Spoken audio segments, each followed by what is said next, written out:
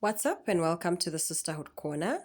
To the newbies, welcome. To those who've been here before, welcome back. On to the next letter. This one reads, Polygamy. Good idea or not? Question mark. Hi, Sisterhood Corner. I am a lady who was based overseas for quite a few years before heading back to South Africa. It has been good being back home for the past 8 years. But now I'm beginning to wish I had not come back. 5 years ago, I met and fell in love with a man so hard. He is nothing like any man I have ever been with. He's a gentleman, intelligent, exudes confidence, and is clear about what he wants in life. In him, I knew I had found a leader, a strong leading man, the kind I see forever with. When we met, he was honest about the fact that he is a married man. And though this didn't bother me, I thought I would just be in it for the ride, enjoy the side chickery, and move right along. Unfortunately, I caught feelings. And as it turns out, so did he. Things went on, and I didn't expect it to get to this point. He wants to marry me as his second wife. To be honest, I never pictured. I didn't expect it to get to the point where he wanted to marry me as his second wife. That's what she says. To be honest, I never pictured myself as a second wife in a polygamous setup. As it turns out, polygamy is something that his family has always practiced. Talk about a revelation. Now, this is information he revealed much later, that he was on a quest to finding a second wife. He did say he's a product of polygamy himself, and he always knew he would also marry more than one wife. I've since been introduced to the family since his first wife's approval, and the rules of engagement have been outlined to me. So basically, I am on my way to becoming his second wife. I am also in my second trimester of pregnancy, and he has sent his uncles to my family to pay lobola. To be honest, all this is happening too fast.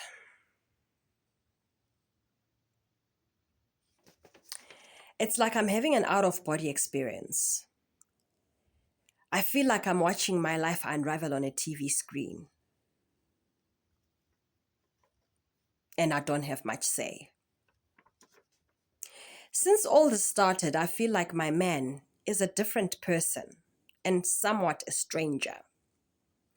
I feel he is no longer giving me the attention and assurance he used to give me before all of this started. Granted, there is a lot for him to put in place for me as his new bride, as well as our unborn child. But the man I fell in love with has somehow changed. I don't even get the private cuddling moments anymore. I yearn for our usual lovey-dovey stuff, just us two with the baby I'm carrying. Bonding time. As a result, I'm beginning to wonder if I'm making the right decision. I'm wondering if I'm going to one day look back and regret this. Sometimes I want to stop it all and start with the processes for me to go back overseas. But then I think about my child. I'm beginning to feel trapped. Do I stay? Do I go? What do I do? Well, first of all, thank you for trusting us with your letter. I think it was clear and concise, straight to the point. Sure, it's quite a conundrum that you found yourself in, but I think that you've come here not for me to reiterate the same thing, to say exactly what you've already said, but to rather give you some kind of light going forward.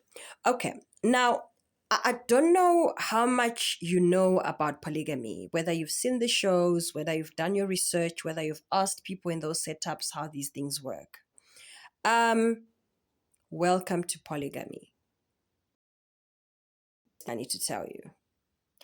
You see, before you guys married, it was almost that was the courtship. That was him now convincing you and getting you to warm up to him, and all of that. All the stuff that men do to court you and get you where they need you to be.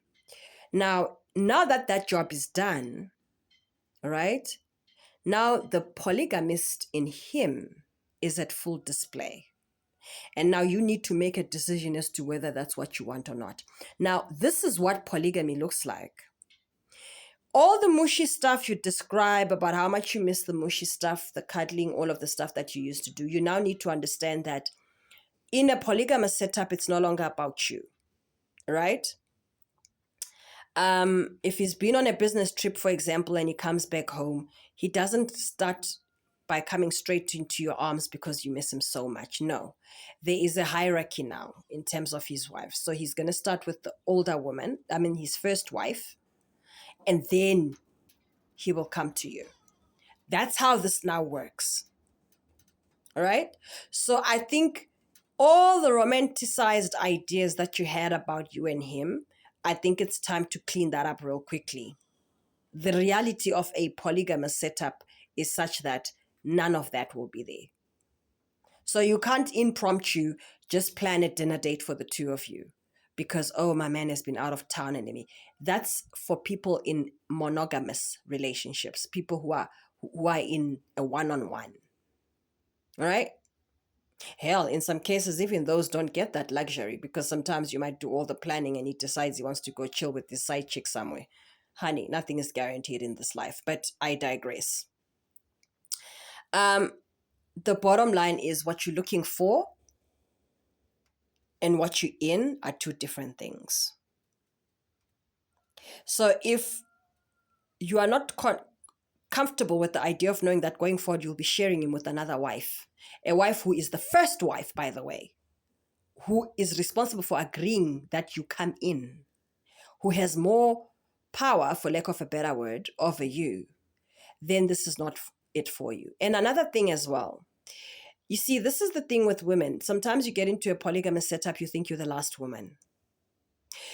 If this is how you're already feeling and you're only the second wife, it may feel like once the third wife comes in, because it's an open secret. The youngest wife, whoever is new at the time, does get a little bit of more attention than the first wife. But remember, once you in there as the second wife and the third wife comes in, all of this won't exist for you either for a while because the new wife now has to be brought in and she'll be getting all the attention.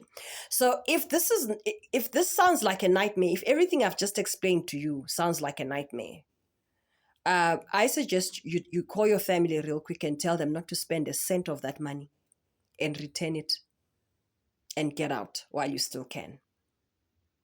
Before all the traditional stuff is done and completed and all the ceremonies and whatever, I say hold it. You can stop it right here.